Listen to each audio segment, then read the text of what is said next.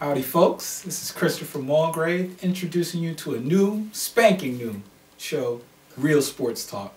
Got these two fine gentlemen here. I got me and Dante, got JR here. You saw me on College Profits, and now we're just doing it a whole bigger level. So get ready to think, get ready to laugh, so it's going to be good. Let's jump right in. All right, let's get to it. First off, we're going to start off with the mid-season NBA report. Obviously, we're looking the Eastern Conference first. I mean, Miami's looking really good. I'm not saying this out of bias. I love Miami, but... Oh, you're not saying that out of bias? I promise I'm not saying that out of bias. But Miami's looking really good, man. I mean, you got to look at it. These guys are beating teams by 10, 15, 20 points before the end of the first half. I mean, that says something. And their defense has gotten better. Not to mention, they're not just scoring 95 points to win games. They're scoring in the hundreds now. So you really got to start considering Miami for a good finals run yet again. Chicago is still up there. You got Indiana, Philly, Orlando, Atlanta, New York. You still got some new names up there, some old names. So, I don't know. What do you guys think of so far with the Eastern Conference? Giving it a real perspective from a fan, clearly, of Miami Heat. I said I'm biased, but I'm biased, you know. Still no half-court offense for me with Miami, but that run and gun they got going on is lethal right now.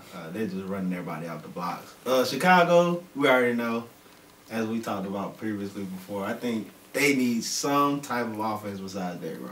I mean, they have to implement something where somebody can get a jump shot consistently and just a great number two guy to Derrick Rose. That's all they're missing. Now, here's my thing. How do you guys feel about Philly? Like, I mean, Philly, they're in the top of the division right now, but the division's not that great.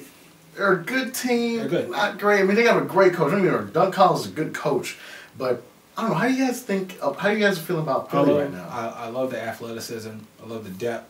They come in waves. I mean, you can come out with almost 2 fives. They maintain. You know, when the starting five goes to the bench, they maintain. But they're young and dumb, so you already know they're gonna go to the postseason. They're gonna do some stupid stuff, and they're gonna get beat by a veteran team. We know how this works. When it comes to front, I know how this works. Hey, it is what it is, right?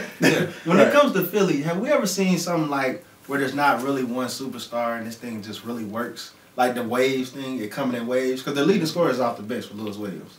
Right. So really, all their energy is off the bench. Right. So it's like you getting your Thaddeus Young, your Lewis Williams off the bench, all your energy, all really. Well, it's very similar if you look at it to Dallas last year. When Dallas was in their runs, when they had their most of the firepower, a lot of firepower was off the bench. Their starting five was a defensive unit. You know, Stevenson, Marion, whatnot. Firepower was Page, Berea, JT. Yeah. Now there's no Dirk on Philly. Exactly. So, you know, there you go. And the same thing. And Dirk last time I checked. I'm just saying he doesn't play in Philly. So and the same thing with San Antonio. Right. They got. We was talking about a 3-headed monster almost. I mean, come on. Yeah, they have Manu coming off the bench at that point in his young career. Right. And I mean, he really, when they played the Pistons, I mean, granted, I feel the Pistons should have won. I mean, Ginobili was a big factor in that series. But as we look into the bottom, we see Orlando, Atlanta, New York, kind of floating around. Orlando, they're number 5 right now, sitting pretty, but they just don't look very strong to me. Neither does Atlanta. New York's kind of come on lately, but not really seeing a lot from the bottom 4 for that playoff spot so far. Because they don't matter. There you go. All in all, the team. Except for the Knicks, who we will talk about next segment. Yeah.